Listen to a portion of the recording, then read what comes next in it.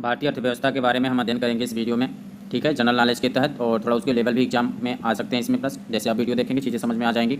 तो पंचवर्षीय योजना के बारे में हम इसमें अध्ययन करेंगे। पंचवर्षीय योजना से बारे में अध्ययन करने से पहले हम देखेंगे कि आर्थिक नियोजन की प्रक्रिया भारत में कैसे चली थी। किसकी प्रक्रिया? आर्थिक नियोजन की प्रक्रिया जो थी वो भारत में किस प्रकार चली थी। ठीक है, तो आर्थिक नियोजन किसे कहा जाता है? तो आर्थिक नियोजन कहा जाता है कि सामाजिक और आर्थिक लक्ष्य निर्धारित करके उन्हें प्राप्त करने का प्रयास किया जाता है, उसे क्या कहा जाता है? आर्थिक नियोजन कहा जाता है। नियोजन मतलब क्या होता है? किसी चीज़ के लिए योजना बनाना। ठीक है, तो आर्थिक नियोजन है, तो आर्थिक नियोजन का मतलब कि अर्थ के लिए नियोजना बनाना। योजना बनाना है, कैसे बनाना है? कि जो समाज है, ठीक है, उस समाज के लिए और आर्थिक लक्ष्य को निर्धारित करने और उन्हें प्राप्त करने का जो प्रयास किया जाता है उसे क्या कहा जाता है? आर्थिक नियोजन कहा जाता है। ठीक, आर्थिक नियोजन की जरूरत सबसे पहले कहाँ पे पड़ी थी? तो एक समय था 1929 का। क्या था उस समय? दौर चल रहा था महामंदी का समय। महामंदी का दौर कब चला था? 1929 ईस्वी में पूरे विश्व में अर्थव्यवस्था में पूरा भूचाल आ गया था। चाहे वो अमेरिका हो, चाहे कोई भी देश हो, पूरी विश्व में महामंदी का दौर आया था। उसी समय एक देश था सोवियत रूस। कौन था? सोवियत रूस था। आप जानते हो कि आज के समय में रूस है, उस समय सोवियत रूस था। सोवियत ये कब गठन हुआ था? 1921 ईस्वी के लगभग या 22 ईस्वी के लगभग समथिंग सोवियत रूस का अस्तित्व में आता है। और यह इसका विखंडन कब हो जाता है? तो 1991 में सोवियत रूस का विखंडन हो जाता है। वर्तमान समय में रूस है। ठीक है, तो जब सोवियत रूस था उसने क्या किया था? आर्थिक नियोजन चलाया था सबसे पहले। आर्थिक नियोजन के अंतर्गत क्या किया था उसने? पंचवर्षीय योजना चलाई थी। कौन सी योजना चलाई थी? पंचवर्षीय योजना चलाई थी। ठीक, तो पंचवर्षीय योजना का जनक किसे माना जाता है? तो पंचवर्षीय योजना का जनक विश्व में किसको माना जाता है? तो रूस को माना जाता है। पंचवर्षीय योजना का जनक रूस को माना जाता है। अब बात करेंगे भारत में आर्थिक नियोजन का इतिहास कैसे रहा। भारत में कैसे आर्थिक नियोजन की प्रक्रिया शुरू हुई? सबसे पहली प्रक्रिया कब शुरू हुई? तो पहली प्रक्रिया शुरू होती है इतिहास के दौर में। भारत में आर्थिक नियोजन का जो इतिहास था कब शुरू होता है? 1934 में शुरू होता है। कब शुरू होता है भारत में आर्थिक नियोजन का? तो 1934 में। कौन था? तो नाम था एम विश्वेश्वरैया। क्या नाम था? एम विश्वेश्वरैया, जिसको क्या माना जाता है? भारत में नियोजक का जनक माना जाता है। भारत में नियोजक का जनक किसे माना जाता है? तो भारत में नियोजक का जनक एम विश्वेश्वरैया को माना जाता है। कब? 1934 में। इन्होंने कौन सी पुस्तक लिखी थी? Planned economic of India. ठीक, और यह प्रक्रिया क्या रही थी? यह असफल रही थी। विश्वेश्वरैया ने जो नियोजन की प्रक्रिया अपनाई थी वो प्रक्रिया क्या रही थी? असफल रही थी। दूसरा प्रयास किसने किया था? दूसरा प्रयास किया था पंडित जवाहरलाल नेहरू ने। कब किया था? सुभाष चंद्र बोस के साथ मिलकर। सुभाष चंद्र बोस के साथ मिलकर मतलब क्या? कि जब 1938 ईस्वी में 1938 ईस्वी में क्या हुआ था? सुभाष चंद्र बोस अध्यक्ष बने थे। किसके अध्यक्ष बने थे? कांग्रेस अधिवेशन के अध्यक्ष बने थे। 1938 वाला कांग्रेस का अध्यक्ष कहाँ हुआ था? हरिपुरा में हुआ था। तो उसी समय पंडित जवाहरलाल नेहरू ने क्या किया था? नियोजन। क्या किया था? नियोजन किया था। राष्ट्रीय नियोजन समिति का गठन किया गया था और इसका अध्यक्ष कौन बने थे? पंडित जवाहरलाल नेहरू बने थे। ठीक, तो यह योजना क्या रही थी? असफल रही थी। यानी कि जो नियोजन की प्रक्रिया 1934 में शुरू होती है, 1938 में राष्ट्रीय नियोजन समिति का गठन किया जाता है और योजना असफल रहती है। ठीक, तीसरा प्रयास कब किया गया था? 1944 में। 1944 में किसने प्रयास किया? 8 उद्योगपतियों ने शुरू किया था। किसने? 8 उद्योगपतियों ने। किस नाम से? बॉम्बे प्लान नाम से। बॉम्बे प्लान पूछ देता है कभी कभी कि बॉम्बे प्लान कब लाया गया था? तो 1944 में लाया गया था। किसने शुरू की थी? 8 उद्योगपति। कहाँ के थे? मुंबई के थे। इन्होंने कितनी वर्षीय योजना का मॉडल था? तो इन्होंने 5 वर्षीय योजना का मॉडल थे। 5 वर्षीय नहीं, 15 वर्षीय योजना मॉडल तैयार किया था। इन उद्योगपतियों ने खुद की पूंजी से इस मॉडल को तैयार किया हुआ था। ठीक, ये भी योजना असफल रही थी। अगली योजना कब तैयार लागू की जाती है? 1944 में भी आती है। चौथा प्रयास किसने किया था? श्रीमन नारायण ने। श्रीमन नारायण ने कौन सी योजना प्रस्तुत की थी? तो गांधीवादी योजना। गांधीवादी योजना किसने प्रस्तुत की थी? श्रीमन नारायण में। यह भी योजना क्या थी? असफल रही थी। ठीक, उसके बाद प्रयास किसने किया? 1945 में एम एन राय ने। किस नाम से किया था? जन योजना के नाम से किया था। किस नाम से किया था? जन योजना के नाम से किया था। फिर जनवरी 1950 में जयप्रकाश नारायण कहाँ से थे? बिहार से थे। इन्होंने कौन सी योजना लागू की थी? सर्वोदय योजना। ठीक है, कौन सी योजना? सर्वोदय योजना लागू की थी। जयप्रकाश नारायण किसके व्यवहार से प्रभावित थे? तो कार्ल मार्क्स के विचार से प्रभावित थे। कौन? जयप्रकाश नारायण। भारत में साम्यवादी विचार का प्रचारक किसने किया था? तो साम्यवादी विचार का प्रकाश जयप्रकाश नारायण ने किया था। किसको जाना जाता है प्रचारक के रूप में? जयप्रकाश नारायण को। अब बात करते हैं योजना आयोग के बारे में। योजना आयोग का गठन किसने कब हुआ था? तो योजना आयोग का गठन 15 मार्च 1950 को हुआ था। योजना आयोग का गठन कब हुआ था? 15 मार्च 1950 को। कब हुआ था? 15 मार्च 1950 को हुआ था। 15 हमें डेट याद रखना, क्योंकि 1950 बहुत जन को याद रहता है। 1950 बहुत जन को याद है, लेकिन ये 15 मार्च सबको याद नहीं रहता। कभी कभी ऑप्शन में डेट के साथ भी दे देता है, तो 15 मार्च हमें याद रखना है। ठीक है, जैसे देखो हम जब भी कोई तैयारी करते हैं तो अगर एक चीज़ के बारे में जब हमें पता रहता है ना तो हम उसको साइड रख देते हैं, उसके बारे में नहीं सोचते। तो हम बोलेंगे, अब क्या बोलेंगे केवल कि योजना आयोग का गठन कब हुआ था? योजना आयोग का गठन 15 मार्च को हुआ था। योजना आयोग का गठन कब हुआ था? 1950 को 15 मार्च को हुआ था। तो 1950 तो हमें पता है ऑलरेडी। ठीक है, 15 मार्च को बोलेंगे। ठीक है, तो ऐसे चीज़ों का हम अध्ययन करते चलेंगे। मॉडल क्या था? तो मॉडल जो थी योजना के पंचवर्षीय योजना जो सोवियत रूस से लिया गया था। किससे लिया गया था? सोवियत रूस से लिया गया था। योजना की बात करें तो पंचवर्षीय योजना कुल कितनी थी? कुल पंचवर्षीय योजना 12 थी। कितनी थी? 12। योजना अवकाश कितना काल था? तो योजना अवकाश काल जो था वह 7 था। पंचवर्षीय योजना कुल कितनी थी? पंचवर्षीय योजना कुल 12 थी। और योजना अवकाश काल की बात करें तो वह कितनी थी? 7 थी। कैसे 7 कैसे थी? तो 7 वार्षिक योजना आई थी। कुल 3 योजना अवकाश थी। कौन कौन सी? 1966 से लेकर 1969 तक एक 3 साल की थी। 1978 से 1980 तक 2 साल की योजना अवकाश काल था। और 1990 से 92 तक योजना अवकाश काल था। यानी कि 7 साल जो थे वो योजना अवकाश काल के गिने जाते हैं। ठीक है, कितनी थी? 1966 से लेकर 69 तक। और 1978 से 80, 1990 से 92 ये थी। और जो पंचवर्षीय योजना थी ये कब से थी? 1951 से लेकर 2017 तक 12 पंचवर्षीय योजनाएं थी। पहली कब थी? पहली थी 1951 से 1956, दूसरी 1956 से 1961, तीसरी कब थी? 1961 से 1966, चौथी थी 1969 से 1974, पाँचवीं थी 1974 से 1979, छठी थी 1980 से 1985, और सातवीं थी 1985 से 1990, आठवीं थी 1992 से 1997, नौवीं 1997 से 2002, 10वीं 2002 से 2007, और 11वीं थी 2007 से 2012, और 12वीं थी 2012 से 2017 चलनी थी। लेकिन ये बीच में बंद हो जाती है। कब? ये 17 नहीं, ये क्या होगा? 2012 होगा। ठीक है, तो ये कब बंद हो जाती है? 2015 में। ठीक, प्रथम योजना अवकाश काल किसको बोला जाता है? प्रथम योजना जो थी वो अवकाश काल बोली जाती है तो वह थी 1966 से लेकर 1967 तक। कब? 66 से 67, 67 से 68 और 68 से 69। तो प्रथम योजना अवकाश काल थी। दूसरी योजना अवकाश काल कब थी? 78 से 80 तक थी। और तीसरी जब थी वो 90 से 92 थी। दूसरा योजना अवकाश काल कब था? 2 वर्ष की थी, 78 से 79 और 79 से 80। तो कितनी थी? 2। रोलिंग प्लान कहा जाता है इसको। क्या कहा जाता है? दूसरी योजना अवकाश काल को रोलिंग प्लान कहा जाता है। इसको क्या कहा गया था? Rolling plan. ठीक है, ये भी ध्यान देना है क्या कहा गया था, इसको हम अंडरलाइन कर देते हैं। दूसरी जो थी योजना अवकाश काल उसको क्या कहा जाता है? रोलिंग प्लान कहा जाता था। कितने साल की थी? 2 साल की, 1978-79, 1979 से 80 तक थी। तीसरा योजना अवकाश काल जो था वह कब था? 1990 से 91 और 91 से 92। तो ये कितने साल की थी? ये भी 2 साल की। यानी कुल योजना अवकाश काल कितनी थी? 7 साल। क्लियर हुआ? अब तक तो क्लियर हो गया होगा, बहुत सही। अब बढ़ते हैं आगे। प्रथम पंचवर्षीय योजना कब थी? 1951 से 1956 तक थी। इस समय देश के प्रधानमंत्री कौन थे? तो पंडित जवाहरलाल नेहरू थे। प्रथम पंचवर्षीय योजना के समय देश के प्रधानमंत्री पंडित जवाहरलाल नेहरू। पहली पंचवर्षीय योजना का मॉडल क्या था? तो हैराड डोमर मॉडल था। क्या था? हैराड डोमर मॉडल था। पहली पंचवर्षीय योजना किस मॉडल पर आधारित थी? हैराड डोमर मॉडल पे आधारित थी। लक्ष्य क्या रखा गया था पहली पंचवर्षीय योजना में? 2.1% की विकास दर रखा गया था। कितना रखा गया था पहली पंचवर्षीय योजना में? 2.1% का विकास दर रखा गया था। ठीक, प्राप्त कितनी हुई थी पहली पंचवर्षीय योजना में? जो भी लक्ष्य रखा गया था तो 3.6% प्राप्त हुई थी। कितनी? 3.6% प्राप्त हुई थी, जो पूर्ण रूप से सफल योजना मानी जाती है। कौन सी योजना पूर्ण रूप से सफल मानी जाती है? पहली योजना पूर्ण रूप से सफल मानी जाती है। क्यों? क्योंकि लक्ष्य रखा गया था 2.1% का, और प्राप्त कितना होती है? 3.6% प्राप्त होती है। उद्देश्य क्या था पहली पंचवर्षीय योजना का? उद्देश्य क्या था? कृषि व सिंचाई थी। पहली पंचवर्षीय योजना का उद्देश्य था कृषि व सिंचाई। क्या थी? कृषि व सिंचाई थी। पहली पंचवर्षीय योजना के समय 2 अक्टूबर 1952 को कौन सी योजना चालू की गई थी? तो सामुदायिक विकास कार्यक्रम की शुरुआत की गई थी। सामुदायिक विकास कार्यक्रम की शुरुआत कब की गई थी? तो सामुदायिक विकास कार्यक्रम की शुरुआत 2 अक्टूबर 1952 को की गई थी। सामुदायिक विकास कार्यक्रम की शुरुआत किसके सहयोग से की गई थी? तो अमेरिका के सहयोग से की गई थी। सामुदायिक विकास कार्यक्रम की शुरुआत अमेरिका के सहयोग से की गई थी। प्रथम पंचवर्षीय योजना के महत्वपूर्ण तथ्य क्या है? महत्वपूर्ण तथ्य के बारे में, वर्ष 1951 प्रथम संविधान संशोधन 1951 हुआ था। यानी कि प्रथम संविधान संशोधन किस योजना के अंतर्गत हुआ था? तो पहली पंचवर्षीय योजना के अंतर्गत हुआ था। कब हुआ था? 1951 में। क्या हुआ था? प्रथम संविधान भूमि सुधार। तो भूमि सुधार किससे जोड़ा गया था? तो 9वीं सूची में शामिल किया गया। किसमें? 9वीं अनुसूची को शामिल किया गया। जब हमारा संविधान बनके तैयार हुआ था उसमें कितनी अनुसूचियों की संख्या थी? तो 8 अनुसूचियां थी। कितनी अनुसूचियां थी? 8 अनुसूचियां थी। 9वीं अनुसूची कब जोड़ी गई? प्रथम संविधान संशोधन द्वारा। 9वीं अनुसूची किसके द्वारा जोड़ी गई थी? तो प्रथम संविधान संशोधन के द्वारा जोड़ी गई थी। कौन से सुधार द्वारा? भूमि सुधार द्वारा। कब? 9वीं अनुसूची में जोड़ी गई थी। दूसरा पर देखने को क्या मिलता है? इसी समय फजल अली आयोग का गठन किया गया था। ठीक है, फजल अली आयोग का गठन कब किया गया था? तो पहली पंचवर्षीय योजना में किया गया था। कब किया गया था? किसके लिए किया गया था?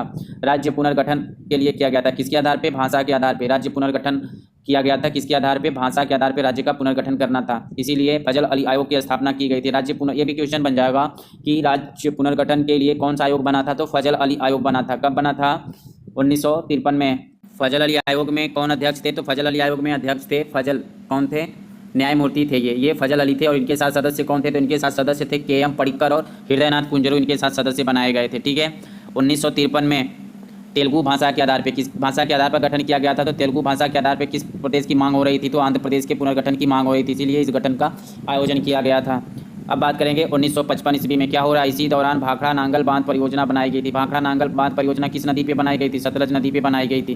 किस नदी पे बनाया गया था? तो सतलज नदी पर बनाया गया था भाखड़ा नांगल बांध परियोजना। कब? पहली पंचवर्षीय योजना में। कब बनाया गया था भाखड़ा नांगल बांध? 1955 में बनाया गया था। 1951 में क्या हुआ था? तो जनप्रतिनिधि अधिनियम आया था। जनप्रतिनिधित्व अधिनियम कब आया था? तो जनप्रतिनिधित्व अधिनियम 1951 में आया था। किस पंचवर्षीय योजना में आया था? तो पहली पंचवर्षीय योजना में आया था। ठीक है।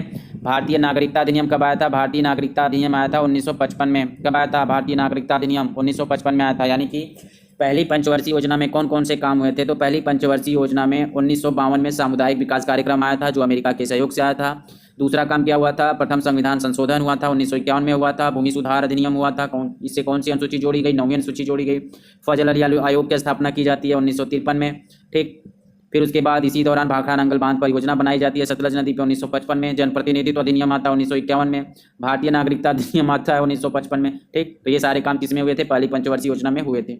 बात करेंगे दूसरी पंचवर्षीय योजना की। दूसरी पंचवर्षीय योजना कब आई थी? 1956 से 1961 में दूसरी पंचवर्षीय योजना आई थी। प्रधानमंत्री कौन थे? पंडित जवाहरलाल नेहरू। मॉडल किस पे आधारित था? तो नेहरू महालनोबिस मॉडल पर आधारित था। दूसरी पंचवर्षीय योजना किस पर आधारित थी? तो नेहरू महालनोबिस मॉडल आधारित कही जाती है। इसका उद्देश्य क्या था? भारी उद्योगों की स्थापना करना। पहले में क्या था? सिंचाई और कृषि था। पहले में कृषि और सिंचाई उद्देश्य था। दूसरे में क्या थी? भारी उद्योग की स्थापना करना। लौह इस्पात उद्योग की स्थापना किस पंचवर्षीय योजना में की गई है? तो दूसरी पंचवर्षीय योजना में की गई है। कौन कौन सी? राउरकेला की जो लौह इस्पात उद्योग स्थापित किया गया था किसके सहयोग से? जर्मनी के सहयोग से किया गया है। भिलाई किसके सहयोग से किया गया है? तो सोवियत रूस के सहयोग से किया गया है।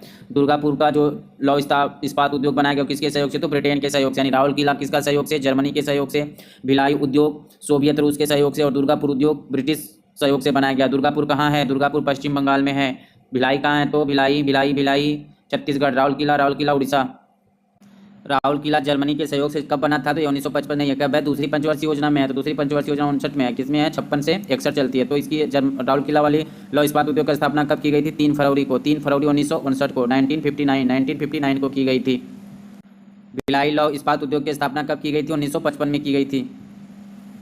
1955 नहीं है भाई, 1956 में होगी। किसमें होगी? 1956 में होगी। ठीक है, क्योंकि दूसरी पंचवर्षीय योजना के अंतर्गत आ रही है ना। दूसरी पंचवर्षीय योजना के अंतर्गत जब आ रही है, दूसरी पंचवर्षीय योजना कब चली? 1955 से 56 से 61 है ना। तो इसकी कब स्थापना होगी? तो इसकी स्थापना होती है 1956 से। गलत ये लिखा हुआ है। ठीक है, अब बढ़ते हैं दुर्गापुर की। दुर्गापुर लौह इस्पात उद्योग की स्थापना कब की गई थी? 1959 में। ठीक है, क्लियर हो गया। राउरकेला का कब हुआ था? 1959 में। भिलाई का हुआ था 1956 में। और दुर्गापुर का हुआ था 1959 में। कब हुआ था? द्वितीय पंचवर्षीय योजना में हुआ था। द्वितीय पंचवर्षीय योजना 1956 से 1961 तक चलती है। राउरकेला जर्मनी, राउर जर्मनी। भिलाई सोवियत रूस और दुर्गापुर ब्रिटेन से। चंडीगढ़ के बाद दूसरा नियोजित नगर कौन था? तो चंडीगढ़ के बाद दूसरा नियोजित नगर पश्चिम बंगाल था। चितरंजन लोकोमोटिव की स्थापना, सिंदरी उर्वरक कारखाना की स्थापना। ठीक है, ये कहाँ पे की गई थी? दूसरी पंचवर्षीय योजना में। कौन कौन सी स्थापना की गई थी? चितरंजन लोकोमोटिव की स्थापना और सिंदरी उर्वरक कारखाना। महत्वपूर्ण तथ्य की बात करेंगे इसमें। महत्वपूर्ण तथ्य क्या हैं? तो 1956 में राज्य पुनर्गठन अधिनियम आया था। राज्य पुनर्गठन अधिनियम कब आया था? राज्य पुनर्गठन अधिनियम 1956 में आया था। राज्य पुनर्गठन अधिनियम आयोग का गठन कब किया? फजल अली आयोग पहली पंचवर्षीय योजना में किया गया था। ठीक है, फजल अली आयोग की स्थापना राज्य पुनर्गठन के लिए किया गया था। ठीक है, लेकिन राज्य पुनर्गठन अधिनियम आया कब था? तो राज्य पुनर्गठन अधिनियम आया था 1956 में। ठीक, भारत कितने हो गया? तो इसमें 14 राज्य हो गए और 6 केंद्र शासित प्रदेश हो गए थे। कब? राज्य पुनर्गठन अधिनियम आने से 1956 में। वर्ष 1956 में भारतीय कंपनी अधिनियम आया। भारतीय कंपनी अधिनियम कब आया था? 1956 में आया था। सभी कंपनियों का मातृ अधिनियम कहा गया। सभी कंपनियों का मातृ अधिनियम किसे कहा गया? तो सभी कंपनियों का मातृ अधिनियम किसे कहा गया? भारत कंपनी अधिनियम को कहा गया कि सभी कंपनियों का मातृ अधिनियम कहा गया भारत। भारतीय जीवन बीमा निगम की स्थापना, भारतीय जीवन बीमा निगम की स्थापना किसमें की गई थी? द्वितीय पंचवर्षीय योजना में की गई थी। भारतीय जीवन बीमा निगम का थीम क्या है? जिंदगी के साथ भी, जिंदगी के बाद भी। कभी कभी ये क्वेश्चन भी पूछ देता है कि उसकी थीम क्या है, तो जिंदगी के साथ भी और जिंदगी के बाद। बलवंत राय मेहता समिति पंचायती राज से संबंधित कब आई थी? पंचायती राज्य से संबंधित जो थी बलवंत राय मेहता समिति कब आई थी? 1957 में आई थी। जम्मू कश्मीर का संविधान कब लागू हुआ था? तो जम्मू कश्मीर का संविधान अलग से लागू हुआ था 1957 में। अब कब खत्म हो गया यह?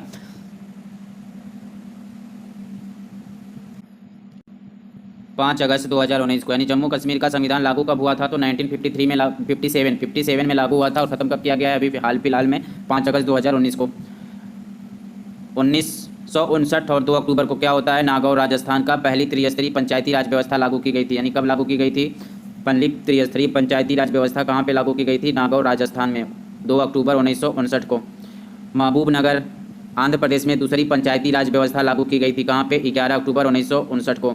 आंध्र प्रदेश में दूसरी पंचायती राज व्यवस्था लागू कहाँ पे की गई थी? दूसरी पंचायती राज व्यवस्था आंध्र प्रदेश में लागू की गई थी कहाँ पे? महबूबनगर में। ठीक। भारतीय जीवन बीमा निगम की स्थापना कब हुई थी? 1 सितंबर 1956 को हुई थी। कब हुई थी? 1 सितंबर 1956 को हुई थी। कब हुई थी? दूसरी पंचवर्षीय योजना में। एक रिकैप करते हैं कि दूसरी पंचवर्षीय योजना में क्या क्या हुआ था। तो दूसरी पंचवर्षीय योजना में राउरकेला भिलाई दुर्गापुर की स्थापना, चितरंजन लोकोमोटिव की स्थापना, सिंदरी उर्वरक कारखाना, राज्य पुनर्गठन अधिनियम, भारतीय जीवन बीमा निगम, भारतीय कंपनी अधिनियम, बलवंत राय मेहता समिति जो पंचायती राज से संबंधित थे, जम्मू कश्मीर का संविधान लागू हुआ था, नागौर राजस्थान पहली त्रिस्तरीय पंचायती राज व्यवस्था, दूसरी पंचायती राज व्यवस्था लागू की गई कहाँ पे? आंध्र प्रदेश में, महबूबनगर में 11 अक्टूबर 1959 में। अब बात करेंगे तीसरी पंचवर्षीय योजना के बारे में। कब हुई थी तीसरी पंचवर्षीय योजना? 1961 से 1966 में हुई थी। यह योजना क्या रही थी? विफल योजना बोली जाती है। विफल योजना किसको बोली जाती है? तो तीसरी पंचवर्षीय योजना विफल योजना बोली जाती है। क्यों? क्योंकि 1961 से 1962 में भारत और चीन के बीच युद्ध हुआ था। यानी तीसरी पंचवर्षीय योजना कब शुरू होती है? 1961 में शुरू होती है और 1961 में ही भारत और चीन के बीच युद्ध होता है। ठीक। 1964 में क्या होता है? सूखा पड़ जाता है। फिर 1965 में पाकिस्तान से युद्ध होता है। वो योजना कब से चली थी? 61 से लेके 66 तक ये तीसरी योजना चली थी। और इस योजना में क्या हुआ था? युद्ध हुआ था। 2 युद्ध हुए थे, एक भारत चीन के साथ 1961-62 में, दूसरा पाकिस्तान के साथ 1965 में हुआ था और बीच 1964 में सूखा पड़ गया था। तो इसलिए योजना क्या थी? विफल रही थी। लक्ष्य क्या था? लक्ष्य रखा गया था अवसर की समानता, आय की वितरण की असमानता को कम करना था। इस पंचवर्षीय योजना के दौरान लौह इस्पात उद्योग को विकसित करने का अधिक ध्यान दिया गया था। वर्ष 1966 तक देश के कृषि में इतनी गिरावट आई कि हम अपने गुजारे के लायक गेहूं का उत्पादन नहीं कर पा रहे थे। ठीक है। प्रथम पंचवर्षीय योजना अवकाश काल। प्रथम योजना अवकाश काल कब पड़ता है? 1966 से 1969 तक। ठीक। इसके बारे में हम पढ़ चुके हैं। हरित क्रांति कब आती है? तो 1966 से 1967 के बीच हरित क्रांति आती है। कब? 1966 के अंतिम दशक में आती है। जनक कौन थे? हरित क्रांति के जनक एम स्वामीनाथन। ठीक है। फसल कौन सी फसल को फायदा हुआ? गेहूं को फायदा हुआ था। राज्य कौन कौन से जिसको फायदा हुआ था? हरियाणा, पंजाब और पश्चिमी उत्तर प्रदेश। ठीक है। यानी कि हरित क्रांति में कौन कौन राज्य फायदा उठाए? तो हरियाणा उठाया था, पंजाब उठाया था और पश्चिमी उत्तर प्रदेश उठाए थे। गेहूं के बीज का क्या आयात कहाँ से किया गया था? तो मैक्सिको, अमेरिका महाद्वीप से किया गया था। कौन सी फसल बीज थी? गेहूं की कौन सी किस्म थी? तो 480 किस्म के बीज का आयात किया गया था। कहाँ से? मैक्सिको से किया गया था। मैक्सिको कहाँ है? अमेरिका से आयात किया गया था नई फसल किस्म की बीज को। वर्ष 1969 तक भारत गेहूं के कृषि में आत्मनिर्भर हो गया। यानी कि गेहूं के कृषि में भारत आत्मनिर्भर कब हो गया? तो भारत केवल 3 साल के अंदर, यानी 1966 में हरित क्रांति लागू की गई थी। लागू करने वाले कौन था? एम स्वामीनाथन थे। ठीक। और गेहूं की ज्योति, गेहूं में भारत क्या हो गया था? आत्मनिर्भर हो गया था। जब चीन के साथ युद्ध हुआ था भारत का और पाकिस्तान के साथ युद्ध हुआ था तो किसने चीन नोट की बात करें तो तीसरी पंचवर्षीय योजना के दौरान वर्ष 1964 में गुजरात के आणंद में अमूल कर्मचारियों की समस्याओं को सुनने के लिए उस समय के प्रधानमंत्री लाल बहादुर शास्त्री अमूल कर्मचारियों से मिलने के लिए आणंद पहुंचे थे। ठीक है। कब पहुंचे थे? 1964 ईस्वी में पहुंचे थे। 1964 ईस्वी में किसकी मृत्यु हो जाती है? तो पंडित जवाहरलाल नेहरू की मृत्यु कब होती है? दूसरी पंचवर्षीय योजना में पंडित जवाहरलाल नेहरू की मृत्यु होती है 1964 में। उसके बाद प्रधानमंत्री कौन बनते हैं? तो लाल बहादुर शास्त्री बनते हैं। लाल बहादुर शास्त्री की मृत्यु कब होती है? 1960 में होती है। कहाँ पे होती है? ताशकंद में होती है। ठीक। ताशकंद कहाँ है? उज्बेकिस्तान में है। अब बात करेंगे लाल बहादुर शास्त्री ने कौन सा नारा दिया था? लाल बहादुर शास्त्री ने नारा दिया था जय जवान जय किसान। क्या नारा दिया था? जय जवान जय किसान का नारा दिया था। अटल बिहारी वाजपेयी ने क्या नारा दिया है? तो अटल बिहारी वाजपेयी ने नारा दिया है जय जवान जय किसान जय विज्ञान। और इसमें नरेंद्र मोदी ने क्या जोड़ दिया आगे? तो इन्होंने कह दिया जय जवान जय किसान जय विज्ञान जय अनुसंधान। जय विज्ञान किसने जोड़ा? अटल बिहारी वाजपेयी ने जोड़ा। और जय अनुसंधान किसने जोड़ा था? जय अनुसंधान नरेंद्र मोदी ने जोड़ा है। अब बात करेंगे चौथी पंचवर्षीय योजना।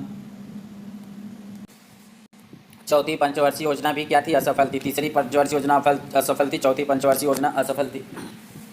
चौथी पंचवर्षीय योजना कब से कब थी? तो चौथी पंचवर्षीय योजना 1969 से 1974 तक। कब थी? 69 से 74 तक थी। ठीक। इस समय प्रधानमंत्री कौन थी? तो श्रीमती इंदिरा गांधी थी। लक्ष्य क्या रखा गया था?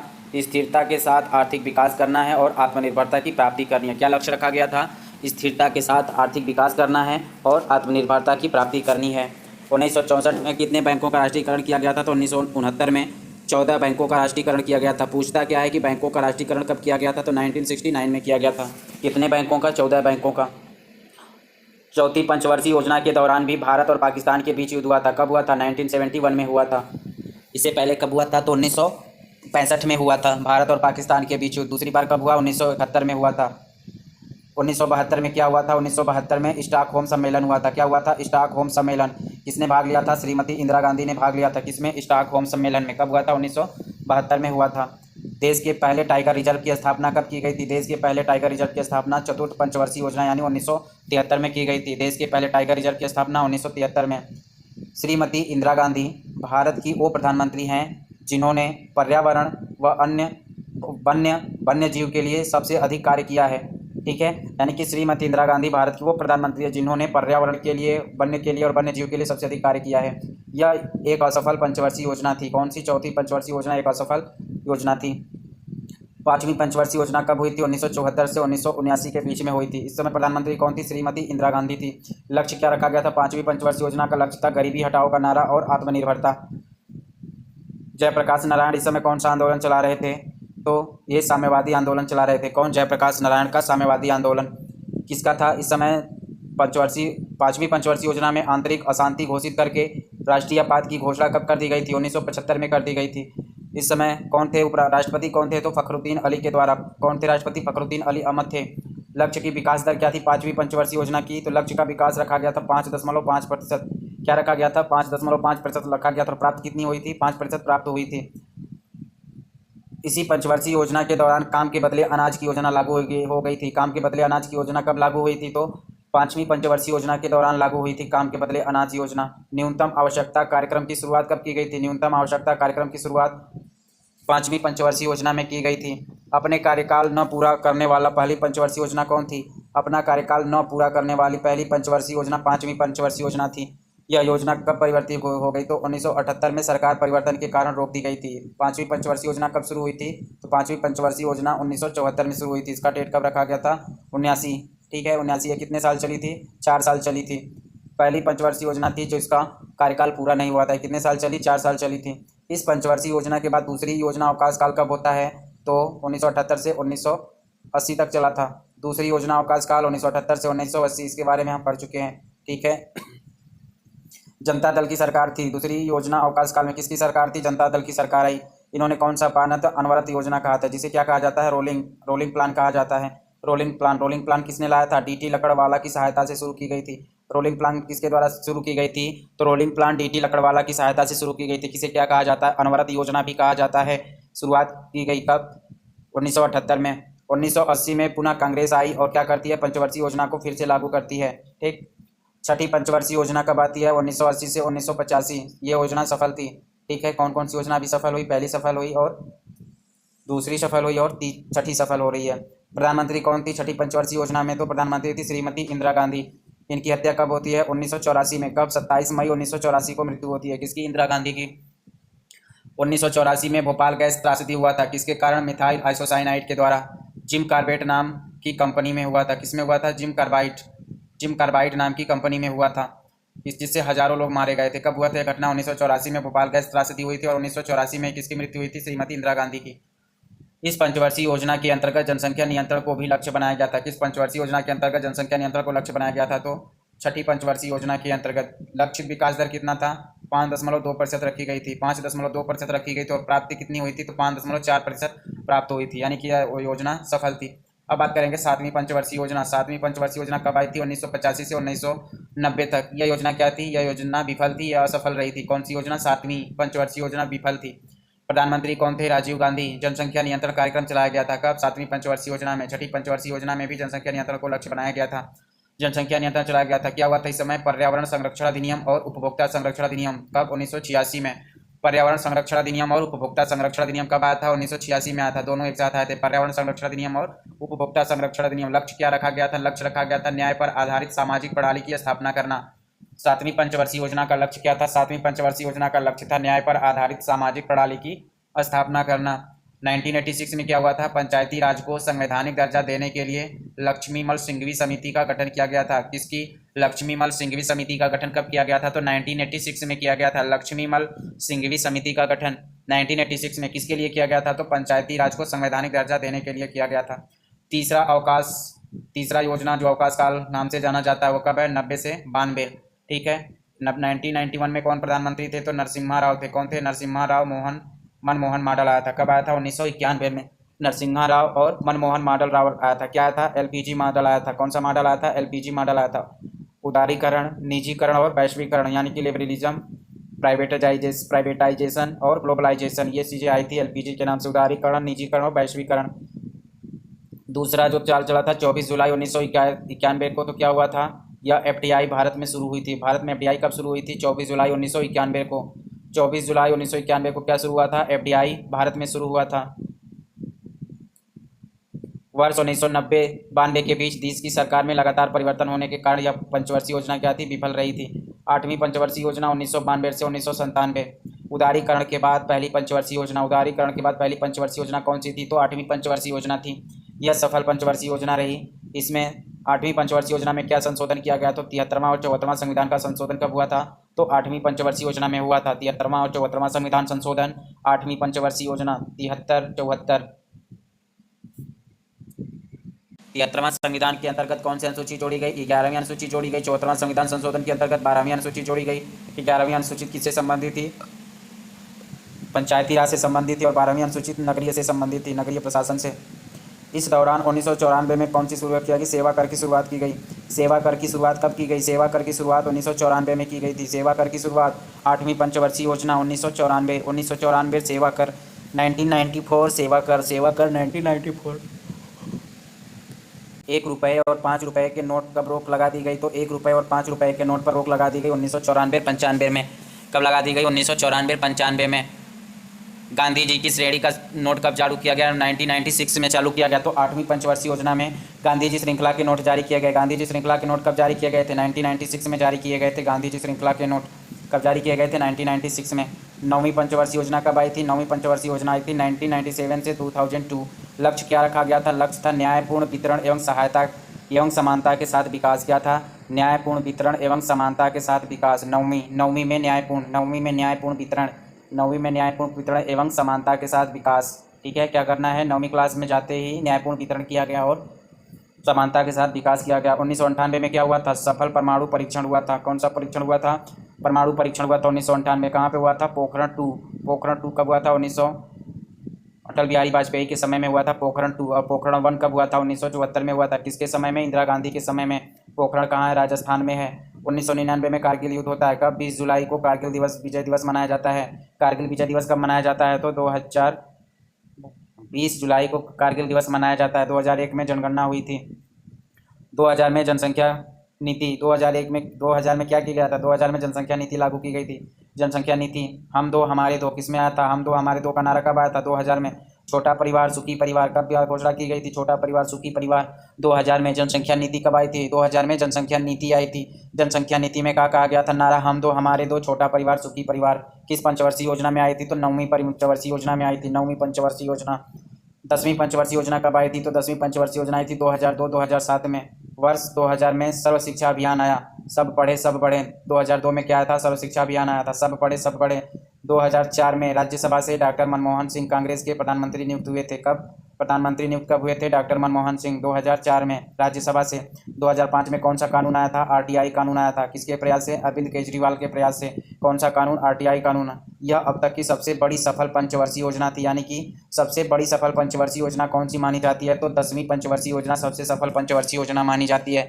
10वीं पंचवर्षीय योजना सबसे सफल पंचवर्षीय योजना मानी जाती है। 11वीं पंचवर्षीय योजना 2007 से 2012 तक समावेशी विकास का लक्ष्य निर्धारित किया गया था। 11वीं पंचवर्षीय योजना में समावेशी विकास का लक्ष्य निर्धारित किया गया था। इस पंचवर्षीय योजना में साक्षरता दर को बढ़ाने पर भी ध्यान काम किया गया। 2007 में वैश्विक आर्थिक मंदी आई थी। यानी वैश्विक आर्थिक मंदी कब आई थी? 2007 में वैश्विक आर्थिक मंदी आई थी। राइट टू एजुकेशन कब आया था? राइट टू एजुकेशन 2009 में आया था। लागू कब किया गया था? राइट टू एजुकेशन को 2010 में लागू किया गया था। आया कब था? तो 2009 में आया था। 2011 में जनगणना हुई थी। योजना आयोग के उपाध्यक्ष मोंटेक सिंह अहलूवालिया थे। विकास को सर्वहितकारी बनाना रखा था। क्या बनाया था? विकास को सर्वहितकारी बनाना रखा। 12वीं पंचवर्षीय योजना 2012 से 2017 रखी गई थी। यह अंतिम पंचवर्षीय योजना थी। इस पंचवर्षीय योजना के लक्षित विकास दर कितनी रखी गई थी? 9% रखी गई थी, जिसे घटाकर कितना कर दिया? 8.2% कर दिया गया था। यह दूसरी पंचवर्षीय योजना थी जिसे लक्षित विकास दर को घटाया गया था। यानी कि दूसरी पंचवर्षीय योजना कौन थी जिसे लक्षित विकास दर को घटाया गया था? तो वह थी 12वीं पंचवर्षीय योजना। इस पंचवर्षीय योजना को त्वरित संपोषणी एवं अधिक समावेशी विकास था। इस पंचवर्षीय योजना का लक्ष्य क्या था? तो त्वरित संपोषणीय एवं अधिक समावेशी विकास का लक्ष्य रखा गया था। 2013 में क्या आया था? तो भूमि अधिग्रहण अधिनियम आया था। नया भारतीय कंपनी संशोधन अधिनियम और खाद्य सुरक्षा अधिनियम।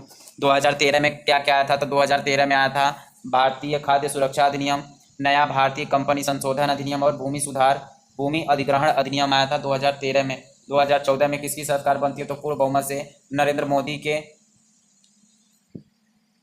2015 में क्या हुआ था? योजना आयोग के स्थान पर किसके आयोग बनाया गया? तो नीति आयोग ने ले लिया। 2016 में 8 नवंबर को नोटबंदी की गई थी।